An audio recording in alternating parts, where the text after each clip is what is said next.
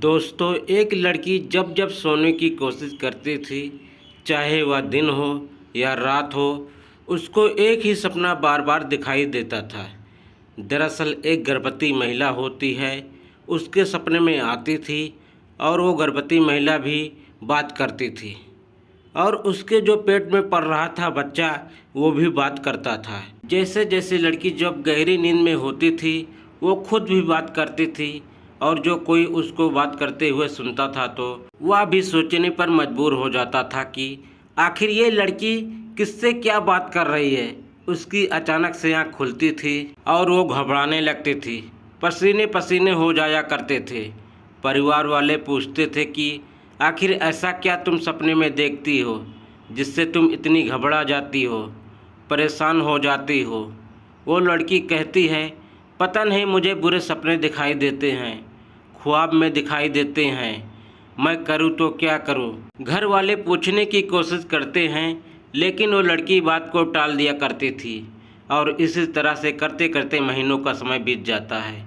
जब महीनों बीत जाते हैं, आखिरकार एक दिन ऐसी नौबत आती है, एक ऐसी बात सामने आती है कि उस लड़की ने फिर कहा कि अब जो भी सच है आखिरकार उसे बताना ही पड़ेगा। कुल मिलाकर उसने अपनी माँ को एक सच बात बताया।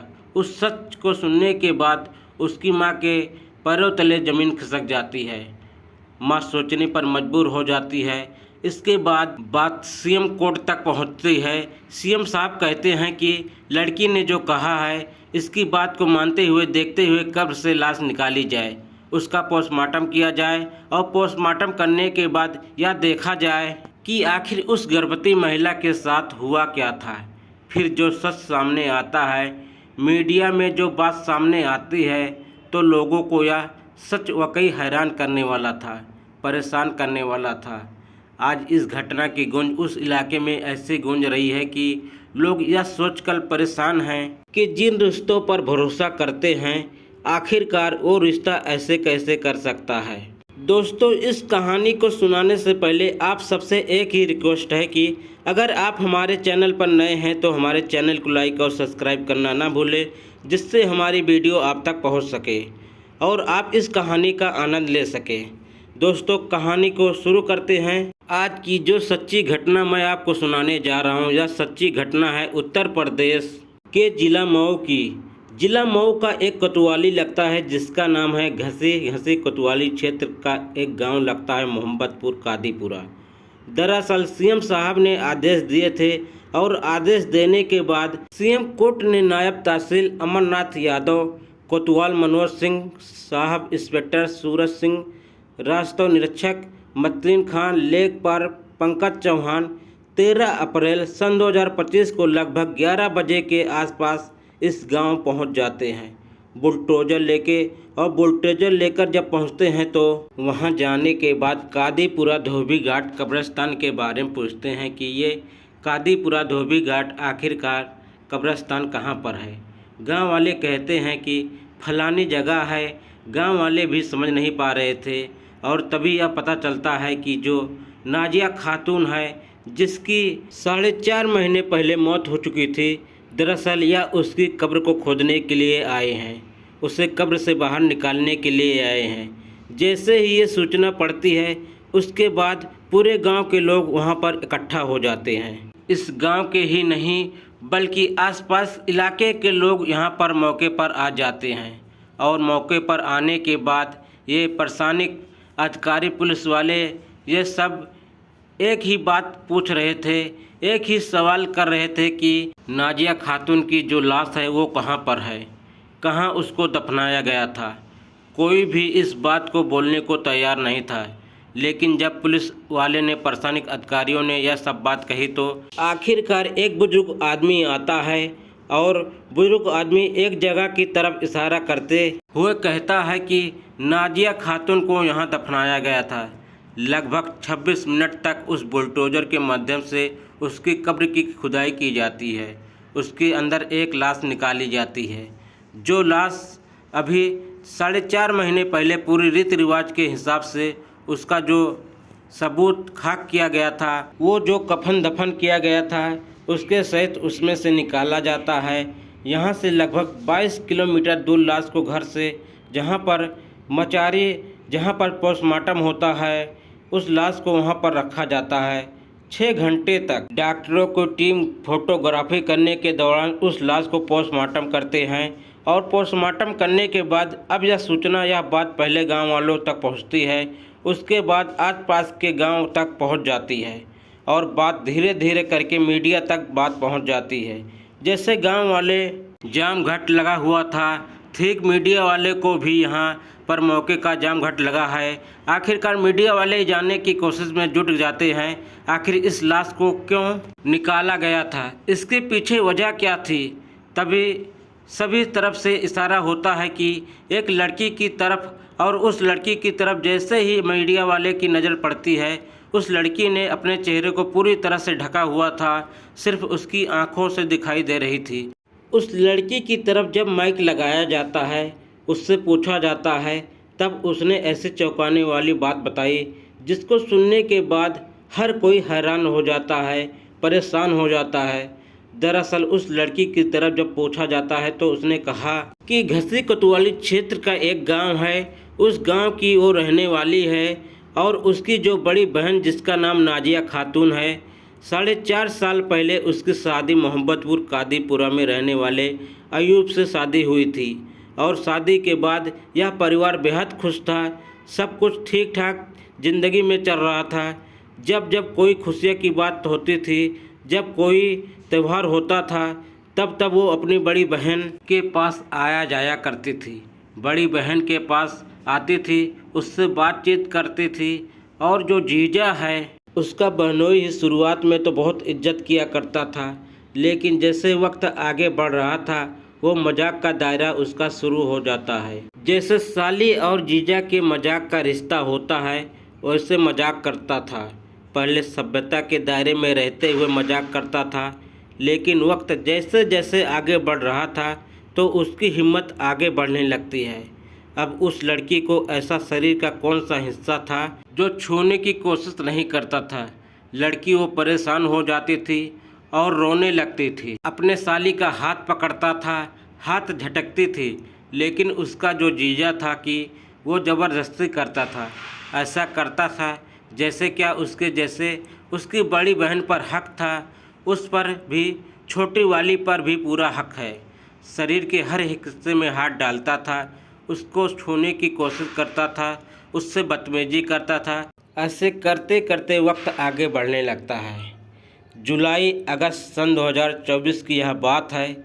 एक बार दवा लेने के लिए बहालगंज एक जगह जाता है, वहाँ पर होटल होता है। यहाँ जब अपने जीजा के साथ जाती है तो उसका जीजा कहता है कि बहुत बुरी तरह के थक चुके हैं, चकनाचूर हो चुके हैं, अब यहाँ से हमें घर जाना है, लेकिन हम सोच रहे हैं कि थोड़ा सा आराम कर लेते हैं। आराम करने के लिए उस लड़की को उस बहाने से होटल में लेके जाता है। होटल में ले जाने के बाद उसके साथ वो बलात्कार करता है। बलात्कार करने के साथ साथ वो वीडियो बनाता है, उसको फोटोग्राफ अपने मोबाइल में कैद कर लेता है ताकि भविष्य में यह लड़की चीख ना सके, चिल्ला ना सके, अपनी दर्द, अपनी परेशानी किसी को बता ना सके। वो कहता है कि अगर मैंने यह सब चीज़ें सोशल मीडिया पर अपलोड कर दी तो फिर तुम्हारे बाप, तुम्हारी माँ, तुम्हारी बहन, तुम्हारे परिवार की कोई इज्जत नहीं रह जाएगी, इसलिए तुम खामोश रहोगी तो ठीक रहोगी, सुरक्षित रहोगी। उसे उसने पहले से ही उसके साथ वो बेड टच किया करता था, उसको गंदे गंदे तरीके से छूने की कोशिश किया करता था।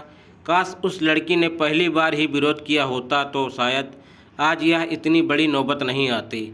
उसके साथ बलात्कार हो चुका था और उसकी गंदी वीडियो बन चुकी थी। वक्त आगे बढ़ने लगता है, वो लड़की अपने घर चली जाती है और घर जाने के बाद कुछ और वक्त के बाद नवंबर सन 2024 के आसपास के बाद जब उसकी बहन प्रेग्नेंट हो जाती है और प्रेग्नेंट होने के बाद उसको लगता है कि वो खुद काम करेगी तो दिक्कत में आएगी, इसलिए अपनी छोटी बहन को हेल्प के लिए बुला ले तो ज़्यादा ही सही होगा।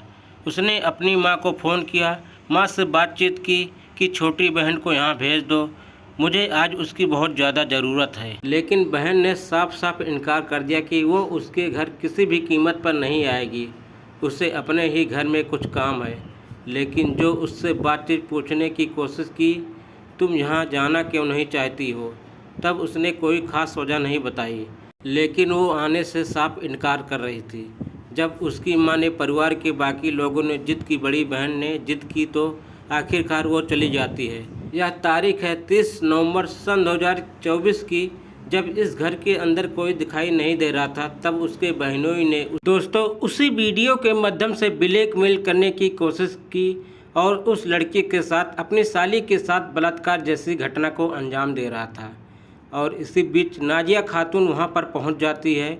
जैसे ही नाजिया खातून ने अपने पति को, अपने शौहर को उस अपनी छोटी बहन के साथ आपत्तिजनक स्थिति में देखा, तो उसने विरोध किया। पहले से ही बहन उसका विरोध कर रही थी, और जब उसने अपनी आंखों से देखा तो उससे रहा नहीं गया।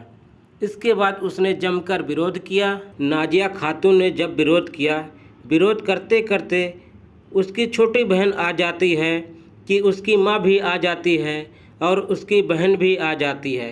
इन तीनों ने मिलकर उसकी बहन की गला घोंटकर हत्या कर दी और तब तक उसका गला दबा के रखा जब तक कि उसके प्राण नहीं निकल गए।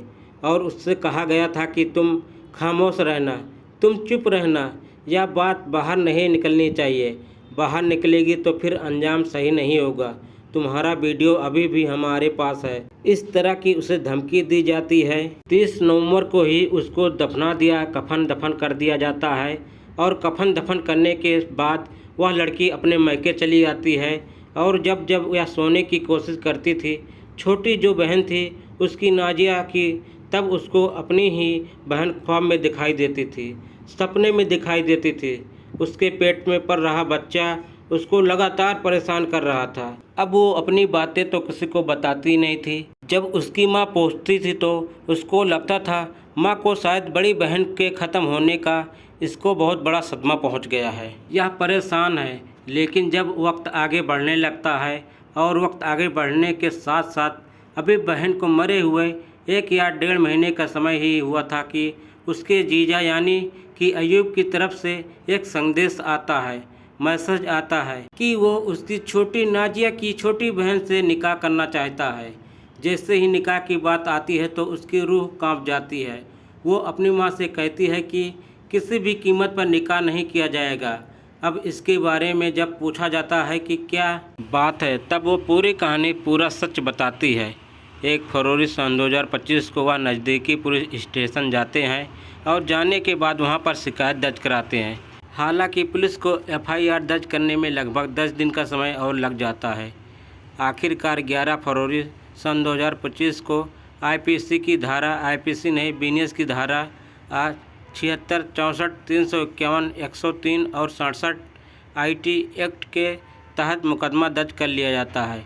मुकदमा दर्ज करने के बाद जब जांच अधिकारी इस मामले की जांच करता है तो इसमें हत्या की धाराएं भी पहले शामिल थी, लेकिन बिना पोस्टमार्टम किए ही उसके क्लीन चिट दी जाती है। हालांकि अयूब को जेल भेज दिया जाता है, लेकिन बहन ने कहा कि अभी बहन को इंसाफ नहीं मिला ही नहीं है, इसलिए वो कोर्ट जाती है। कोर्ट जाने के बाद कोर्ट जज साहब के सामने अपील करती है और अपील करने के बाद कहती है कि जज साहब, भले ही चाहे उस लाश को बाहर निकलाने के बाद उसका पोस्टमार्टम करना पड़े, लेकिन आपको एक बार लाश निकलवाकर यह बात ज़रूर देखनी चाहिए कि आखिरकार उसकी बहन के साथ हुआ क्या है। तब GM साहब ने आदेश दिया, एक प्रशासनिक अधिकारियों की टीम गठित की जाती है, पुलिस की टीम गठित की जाती है। और यह 13 अप्रैल सन 2025 को आखिरकार लगभग सुबह 11 बजे के आसपास 26 मिनट तक खुदाई होती है। इसके बाद लाश को निकाला जाता है और लाश निकालने के बाद फिर पोस्टमार्टम होता है। अगली तारीख यानी कि 14 अप्रैल सन 2025 को ये उस जगह पे नहीं तो लेकिन दूसरी जगह, जो कि मादापुर समसपुर सीताकुंड स्थित एक कब्रिस्तान है, वहाँ पर परिवार के लोग उस लड़की का कफन दफन पूरी राजनीति रिवाज के हिसाब से करते हैं। हालांकि अभी पोस्टमार्टम रिपोर्ट आना बाकी है कि वाकई में उस लड़की का कत्ल हुआ है या नहीं हुआ है। वैसे भी 4.5 महीने के बाद उसको कब्र से बाहर निकाला गया था। ऐसे में बड़ा मुश्किल काम हो जाता है। लेकिन अभी परफेक्ट लैंप तमाम दुनिया भर की जांचें होनी है। जांच के बाद ही स्पष्ट होगा। लेकिन जिस तरह से उसे छोटी वाली बहन ने हिम्मत जुटाकर अपने बहनों के खिलाफ आवाज़ उठाई, काश उसने पहली बार ही आवाज़ उठाई होती तो शायद उसकी बहन मरी नहीं जाती। उसकी बहन के पेट में जो पल रहा था बच्चा, वह भी कभी नहीं मारा जाता। दोस्तों, इस पूरे घटना को सुनाने का उद्देश्य किसी को परेशान करना नहीं है, किसी का दिल दुखाना नहीं, बल्कि आपको जागरूक करना है, आपको संचेत करना है। यदि किसी के साथ इस तरह का बेड टच वाली बात हो या फिर अश्लील तरह की बातें हो तो शुरू में ही विरोध कर देना चाहिए, क्योंकि सामने वाला की इतनी हिम्मत बढ़ जाती है कि वह शुरुआत में अगर वो विरोध नहीं होता तो उसको लगता है कि शायद इसको कोई एतराज़ नहीं है, कोई परेशानी नहीं है, और उसकी हिम्मत बढ़ने लगती है और सामने वाली खासकर लड़कियों महिलाओं की हिम्मत टूट जाती है और इसी टूटी हुई हिम्मत का वो फ़ायदा उठाते हैं और वो अपराध लगातार बढ़ता चला जाता है और अपराध बड़ा अपराध का रूप ले लेता है। दोस्तों, और एक नई कहानी के साथ फिर मिलेंगे, तब तक के लिए जय हिंद, वंदे मातरम।